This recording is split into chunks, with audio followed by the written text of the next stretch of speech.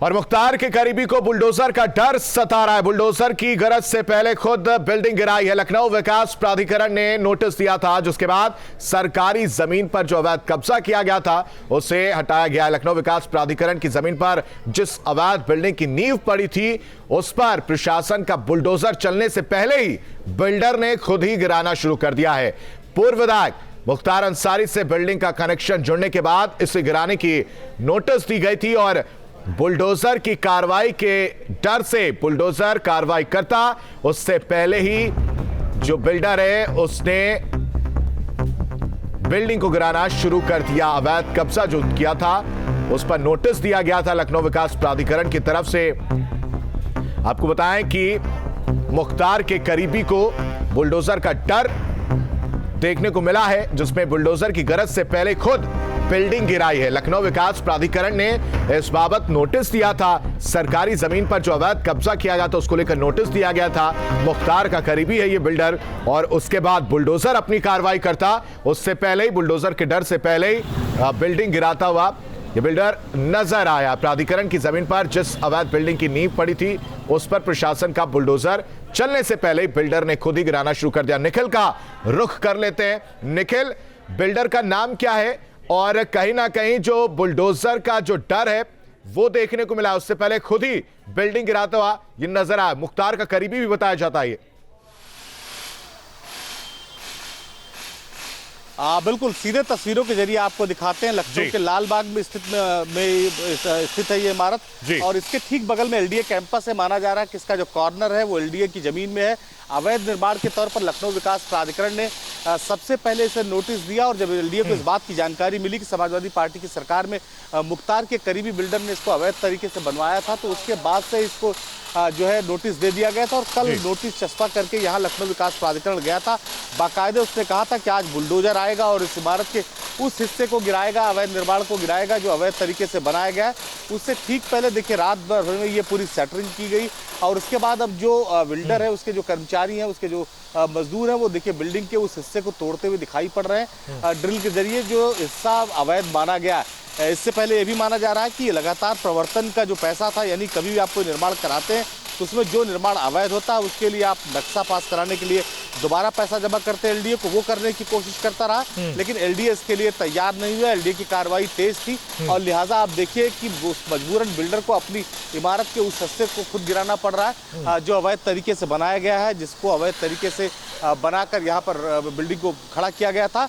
लेकिन लखनऊ विकास प्राधिकरण की अगर हम बात करें तो उसने साफ कर दिया है कि अभी तो कार्रवाई बहुत सारी होनी है, लेकिन सबसे पहले वो उस हिस्से पर कार्रवाई करने के लिए एलडीए ने नोटिस चस्पा किया था जो अवैध तरीके से बनाया गया था, जिसका एक कॉर्नर लखनऊ विकास प्राधिकरण जो पुराना कैंपस है, जो पुराना कार्यालय है, उसमें आता है। लिहाजा जो बिल्डर था उसके मन में इस बात की दहशत हुई कि जो सरकार है, जो उत्तर प्रदेश में लखनऊ विकास प्राधिकरण राजधानी लखनऊ में है, उसकी निगाहें अब बिल्डर के खिलाफ तिरछी हो गई हैं। लिहाजा उसने खुद से ध्वस्तीकरण की कार्रवाई शुरू कर दी। एलडीए भी इसे अपनी जीत मानता है। लखनऊ विकास प्राधिकरण के वीसी का कहना है कि ये इस बात का असर है कि लखनऊ विकास प्राधिकरण और सरकार की मंशा क्या है। कोई भी अपराधी अवैध इमारत या अवैध तरीके से बनाई गई इमारत या अवैध धन से बनाई गई इमारत अब लखनऊ या उत्तर प्रदेश के किसी भी हिस्से में नहीं रहेगी। जी निखिल, ये भी जरूर आपसे समझना चाहूंगा कि अगर एलडीए कार्रवाई करता तो वो भी इतना ही पार्ट गिराता, लेकिन एलडीए पहुंचता उससे पहले ही वो अपनी तरफ से बिल्डिंग गिराई गई।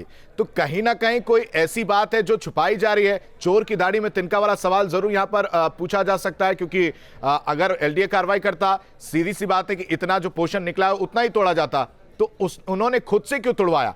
वो एक डर की बात भी है, लेकिन क्या चोर की दाढ़ी में तिनका वाली बात सामने नहीं है?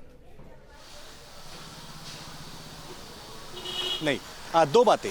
एक तो सबसे बड़ी बात यह है कि लखनऊ विकास प्राधिकरण का जो आक्रामक रुख पिछले कुछ दिनों में देखने को मिल रहा है उससे बिल्डरों में दहशत है और निश्चित तौर पर उसे ये बात पता थी कि आज यहाँ बुलडोजर पहुंचेगा और इस इमारत के उस हिस्से को तो कम से कम ध्वस्त कर ही देगा जो अवैध तरीके से बनी हुई है। लेकिन एक तकनीकी बात भी देखने को मिलती है कि जब बुलडोजर चलता है तो उस हिस्से को तो ध्वस्त करता ही करता है जो अवैध तरीके से बना होता है, उसके बाद बिल्डिंग में भी असर पड़ता है। और ये बात बिल्डर को खूब बखूबी पता थी कि उसे ये मालूम था कि उसकी बिल्डिंग का वो हिस्सा कम से कम बचने वाला नहीं है ये जो अवैध तरीके से बना है, लिहाजा बाकी की बिल्डिंग सुरक्षित रहे, इससे पहले ही उसने कटर मंगाकर उस बिल्डिंग के उस हिस्से को कटवाना शुरू कर दिया है। जो आप देखें तो कुछ तरफ आपको रोड पर भी दिखाई पड़ेगा, और इसका कुछ हिस्सा यानी जो कॉर्नर है वो लखनऊ विकास प्राधिकरण के उस बाउंड्री पर दिखाई पड़ेगा जो पहले से बनी हुई है। तो ये जो दहशत है, आप बुलडोजर की कहें, उसकी वजह से ये कार्रवाई शुरू हुई है। लखनऊ विकास प्राधिकरण के जो दबाव था उसकी वजह से कार्रवाई शुरू हुई, और बिल्डर ने खुद जो है कटर मंगवाकर अपनी जो बिल्डिंग का उस हिस्से को कटवाने शुरू कर दिया है जो अवैध तरीके से बनाया गया था। कल ये तय कर दिया था लखनऊ विकास प्राधिकरण ने कि अगर आज तक कार्रवाई शुरू नहीं की गई, बिल्डर की तरफ से इस हिस्से को हटाया नहीं गया, तो निश्चित तौर पर लखनऊ विकास प्राधिकरण बड़ी कार्रवाई करेगा। ये तरीका भी है काम करने का लखनऊ विकास प्राधिकरण का।